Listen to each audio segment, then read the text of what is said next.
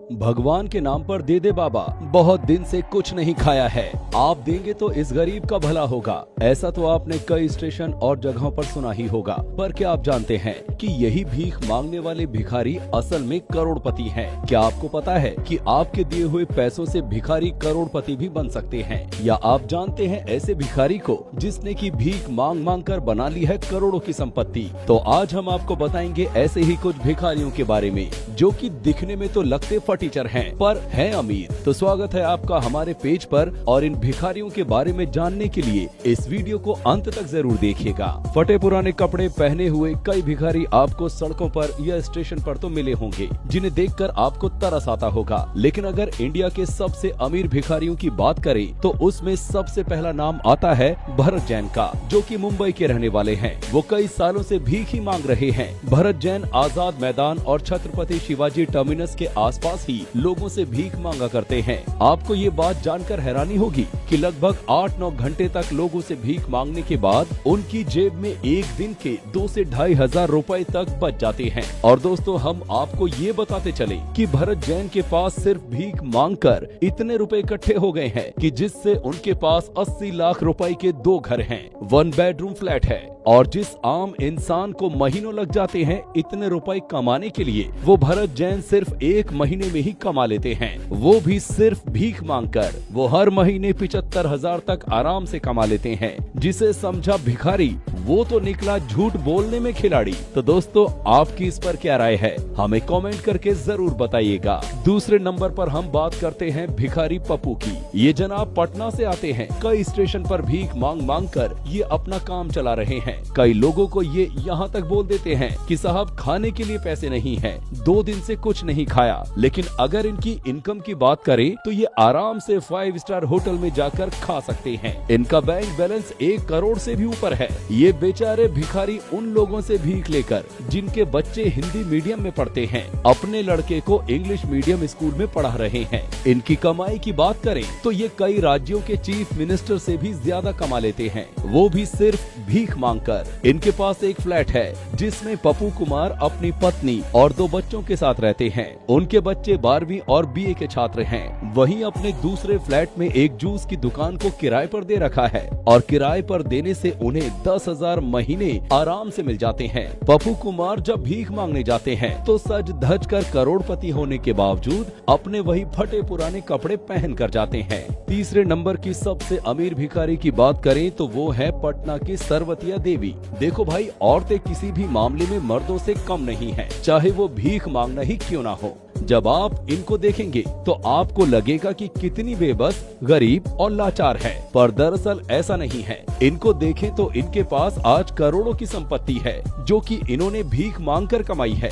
ये देश की महिला भिखारियों में टॉप पर हैं। आज सरवतीय देवी हर महीने तकरीबन 35,000 रुपए से भी ऊपर की बीमा किस्त हर साल भरती हैं। और तो और पटना के अशोक सिनेमा घर के पीछे उनका एक आलीशान बंगला है। यहाँ तक कि भीख से हुई आमदनी से ये अपनी बेटी की शादी भी शानदार तरीके से करा चुकी हैं।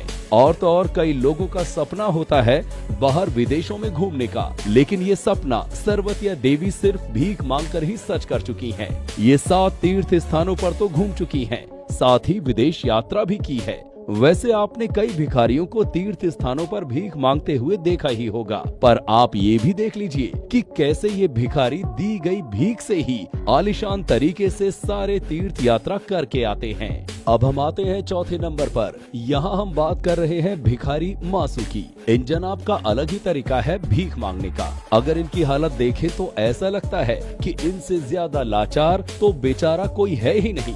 यहाँ पर फटे पुराने कपड़े, चेहरा ऐसा मानो इलाज की बहुत ज्यादा जरूरत हो, पर पैसे नहीं, बेचारे कहाँ से करवाएं। लेकिन अगर असलियत की बात करें तो ये जनाब फिल्म स्टूडियो में कपड़े बदलकर ऑटो से भीख मांगने वाली जगह पर पहुंचते हैं। मासू मुंबई के परेल से ताल्लुक रखते हैं। वहां पर इनका खुद का एक कमरे का फ्लैट है।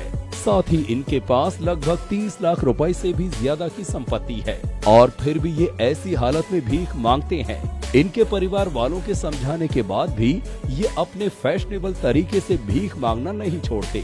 5वें नंबर पर हम बात करेंगे संभाजी काले की। ये जनाब मुंबई के रहने वाले हैं। मुंबई में भिखारी काले का 4 लोगों का परिवार है। ये जनाब अपने पूरे परिवार के साथ भीख मांगते हैं और हर किसी से ये कहकर कि खाने को कुछ नहीं है, ये दिन की 1000 से 1500 तक की कमाई कर लेते हैं।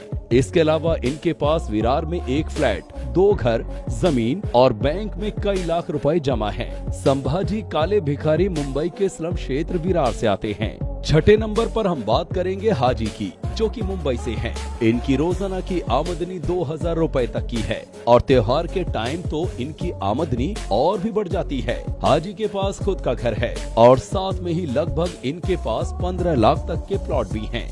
इसके अलावा हाजी का खुद का जरी का कारखाना है, जहां पर इस भिखारी के नीचे 15 लोग काम करते हैं। कमाल की बात है ना, दूसरों से अपनी गरीबी का झूठ बोलकर पैसे लेने वाला हाजी खुद लोगों को सैलरी भी देता है और ये जनाब अपने परिवार के समझाने के बाद भी भीख मांगना नहीं छोड़ते। और छोड़े भी क्यों भाई, इतनी इनकम जो हो रही है भीख मांगकर। हाजी कहते हैं कि ठीक ठाक आमदनी शुरू होने पर वो अकेले रहने लगेंगे, यानी कि करोड़ों कमा लें भीख मांगकर, फिर ही ये छोड़ेंगे ये काम। बड़े उच्च विचार हैं इनके।